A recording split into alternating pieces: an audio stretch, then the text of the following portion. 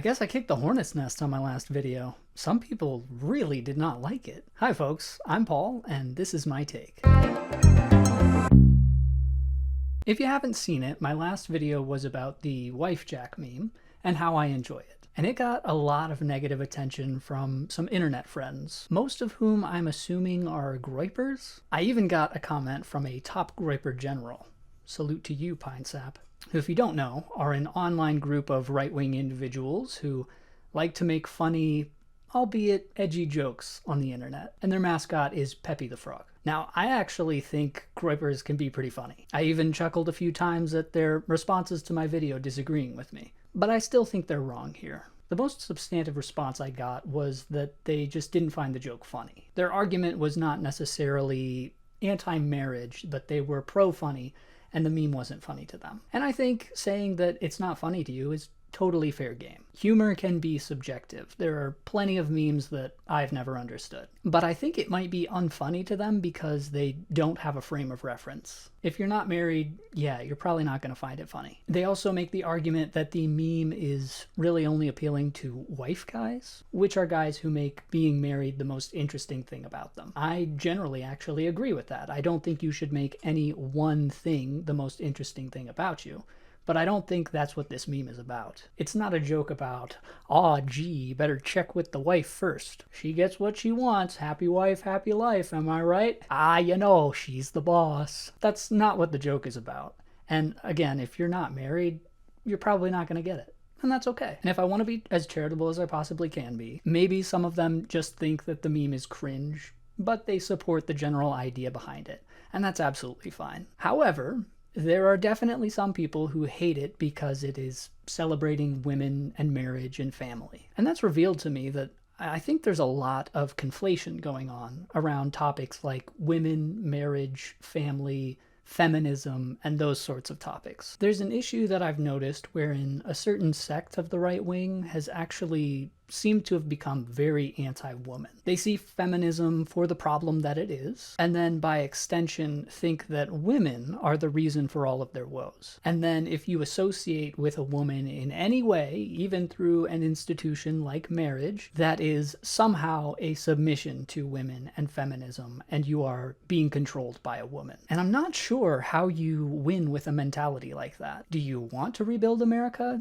Do you want to return to a more traditional and conservative kind of era? Then the best and fastest way to do that is to get married to a good woman. Find a woman who supports the same values and morals that you do. Get married, start families, and promote the values that are important to you. By doing this, you create the next generation. You build the society that you want, starting within your family. And yes, I can understand the challenges of finding a good woman in the modern age. It's not as easy as find a girl and get married. I can sympathize. The dating scene is an absolute train wreck right now. Shows like the Whatever podcast really highlight this. The girls on that show are...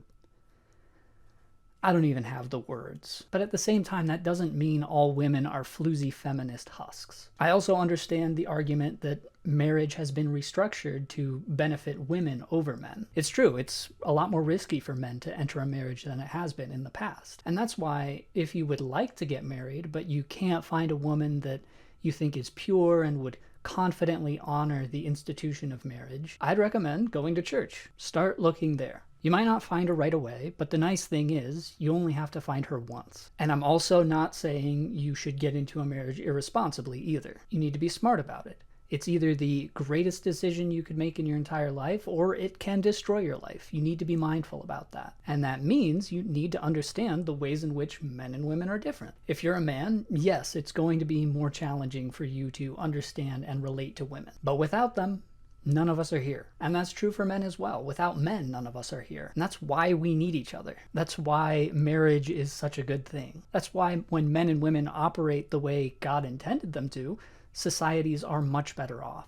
I don't know how we progress into the future that conservatives want without women helping us get there. And the best way to guide the female population is to lead them through the institution of marriage. And no good woman is ever going to marry a man who hates her. Why would she? I would never marry a woman who hated men. That's why I made the point that you need to appeal to women's empathy. Women's empathy can be an extremely good thing. That's what makes our wives and mothers so wonderful. The empathy of women is a powerful force. It's a neutral force. It can be used for both good and evil. And over the course of the last 80 or so years, we've seen women's empathy weaponized to do terrible things, things that go against their own interest. And marriage is an opportunity for men to help redirect that energy into something positive. The same kind of thing can be said for men. Aggression is a masculine force. It's a neutral force.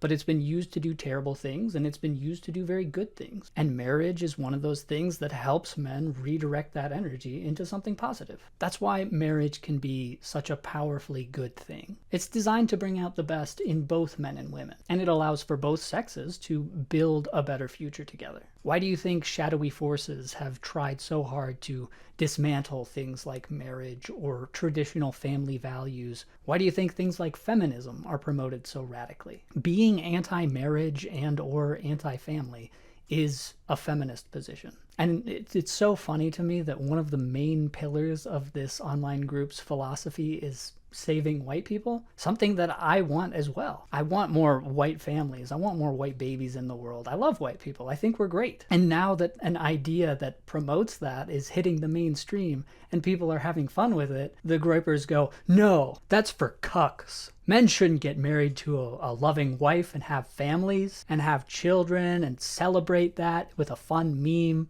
That's gay. I think this post is a great summary for this particular time. If we want to move to a better place societally, we need to be on the center of the horse. Men cannot and should not let women control them or be the boss or domineer them, but we also can't hate them for not being on the same page we are. Building good marriages and healthy families that promote good values builds a better future. And that means you as a man in a marriage are leading your wife and loving and appreciating her for the things that make her different from you. That's why so many people love the wifejak meme. It's highlighting those differences, but that doesn't mean that she's the boss because she is different from you.